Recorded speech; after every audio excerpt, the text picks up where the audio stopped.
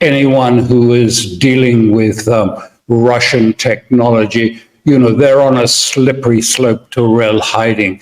Western technology, Western intelligence is the gold standard for the future, and that's not going to change. And you have the same thing appearing in the mouthpiece, The Economist in London, saying, this is the end of the Iranian regime. Well, none of it's true, but it's trying to create the right atmosphere in Washington so that, Netanyahu can slowly drag Washington into this war. What is quite striking, though, was a statement that came out, I think, from the Pentagon. I don't know if it was the Secretary of Defense, but at a senior level, and saying, well, if there is another attack on Israel by Iran, you'll have to face the full wrath of Israel itself. In other words, perhaps the United States doesn't want to get drawn into it. And I think that is probably the view, because there will be people of course, in the Pentagon that understand exactly what happened in Iran. I mean, they've got satellites. They can see satellite photographs. They can check. They can fact check it exactly. They know what happened. But, politically, it might be convenient for some in the US to say, yes, Iran's on the back foot, it's about to collapse, and that's why we need to go and support Israel fully. And in fact, actually, Iran is about to, at some point, launch another attack on Israel, maybe in days, but certainly not much longer. And what they're doing, and it's important to understand that because it'll change the whole region, in a sense, is they want to reset the strategic situation in the region, and both towards Israel and the United States. So they're saying the next attack on Israel will be such that you cannot deny that there's been a strategic shift taking place here. And this is the background to the Iranian likely strike that is being planned. It was from the Supreme Leader himself, said it's going to be a much more harsh. We've informed our Arab allies, and it will be aimed at Israel and the United States. Alastair Crooke's remarks shed light on the perilous games being played at the highest levels of geopolitics. To fully grasp the gravity of his analysis, we must delve deeper into the intricate web of motivations, misdirections, and power plays unfolding across the Middle East. Let's start with the narrative being spun by Western media. Crooke points to publications like The Economist, which perpetuate the idea that Iran is on the verge of collapse. This portrayal serves a clear purpose. It's not about reporting facts. It's about manufacturing consent. The goal is to create an atmosphere in Washington where military intervention seems not only justified but inevitable. Netanyahu, ever the strategist, knows how to leverage this atmosphere to pull the U.S. further into the conflict. But here's the reality. Iran is far from the weakened, crumbling regime that Western narratives would have us believe. On the contrary, Tehran is strategically positioning itself for a decisive escalation, one that will redefine the power dynamics of the entire region. The Iranian leadership has made no secret of their intentions. They've communicated with their Arab allies, signaling that their next strike on Israel will be transformative, something that cannot be ignored or dismissed as a minor skirmish. So, why is this important? For years, Israel and the United States have relied on a strategic framework that assumes Iran can be contained through sanctions, covert operations, and limited military engagements. But if Iran's planned escalation is as significant as Crooke suggests, it would shatter this framework entirely. This is not just about military tactics. It's about a fundamental shift in regional strategy. The Pentagon's cautious stance, as noted by Crooke, is a telling sign. A senior official essentially hinted that Israel might need to face the consequences of another Iranian strike on its own. This reluctance to commit U.S. forces underscores a broader recognition within the military establishment The risks of direct confrontation with Iran are simply too high.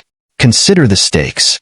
A full-scale U.S. intervention in the Middle East would stretch American resources to the breaking point, especially given its commitments in Europe and the Indo-Pacific. More importantly, it could ignite a conflict that draws in not only regional players like Saudi Arabia and Turkey, but also global powers like Russia and China. And yet, the political calculus in Washington is far from aligned with military caution. For certain factions, escalating the conflict with Iran serves a dual purpose. It bolsters Israel's strategic position while distracting from domestic challenges. This disconnect between military pragmatism and political opportunism is a recipe for disaster. Now, let's examine Iran's perspective. Crooke emphasizes that Tehran is not acting out of desperation, but out of strategic intent. The planned escalation is not a gamble. It's a calculated move designed to achieve specific objectives. By striking Israel decisively, Iran aims to send a clear message. The era of unquestioned U.S.-Israeli dominance in the Middle East is over. This strategy also serves a broader purpose. Iran seeks to unite regional powers under a common cause, challenging the narrative of Western superiority that Crooke criticizes. From Hezbollah in Lebanon to Shia militias in Iraq, Iran's network of allies is well positioned to exert pressure on both Israel and U.S. interests in the region. What's fascinating here is the interplay of perception and reality. Western narratives focus on Iran's supposed vulnerabilities, but the facts on the ground tell a different story. Iran's military-industrial capabilities, its deep alliances in the region, and its ability to withstand decades of sanctions all point to a regime that is anything but weak. As Crooke points out, the next Iranian strike will be a game-changer. It will force the world to confront the new reality of a Middle East where traditional power structures no longer hold. For Israel, this means facing a level of resistance it hasn't encountered in decades. For the United States, it means grappling with the limitations of its influence. And for the broader region, it signals the dawn of a multipolar landscape where local powers have greater autonomy. The implications extend beyond the Middle East. A perceived failure to contain Iran would embolden other states, particularly in Asia, to challenge U.S. dominance. This is the domino effect that Washington fears, but seems ill-prepared to address. Crooke's analysis serves as a stark warning. The Middle East is on the brink of a transformation that will reshape not only regional politics, but also the global balance of power. The question is whether the U.S. and its allies are prepared to navigate this new reality, or whether they will cling to outdated strategies that no longer reflect the complexities of the modern world. The coming weeks and months will be critical. Iran's actions will test the resolve of Israel and the United States, while also revealing the true strength of its alliances.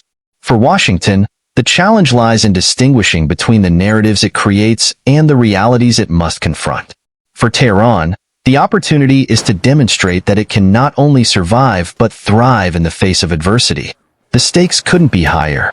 And as Crooke's insights make clear, the choices made today will determine the trajectory of the Middle East and the world for years to come. According to Alastair Crooke, anyone dealing with Russian technology is on a slippery slope compared to the perceived supremacy of Western technology and intelligence, often heralded as the gold standard for the future. This narrative is reinforced by Western outlets, such as The Economist in London, which recently declared the Iranian regime's downfall as imminent. While these claims are untrue, they aim to create an atmosphere in Washington conducive to Netanyahu gradually dragging the U.S. into this war. What stands out, however, is a recent statement from the Pentagon, possibly from a senior official like the Secretary of Defense. The message implied that if Iran attacks Israel again, Israel would likely have to respond alone, signaling that the U.S. might avoid getting drawn directly into the conflict. This sentiment likely reflects views within the Pentagon, where officials, with access to satellite imagery and intelligence, fully understand what transpired in Iran. However, for some in the U.S., it might be politically convenient to frame Iran as being on the back foot or near collapse, using this narrative to justify full support for Israel. Meanwhile, Iran appears to be preparing for another attack on Israel, potentially within days. This looming strike, reportedly authorized by Iran's supreme leader, is intended to reset the strategic balance in the region. Iran's goal is to deliver a decisive blow that demonstrates a significant shift in the power dynamics between itself, Israel, and the United States.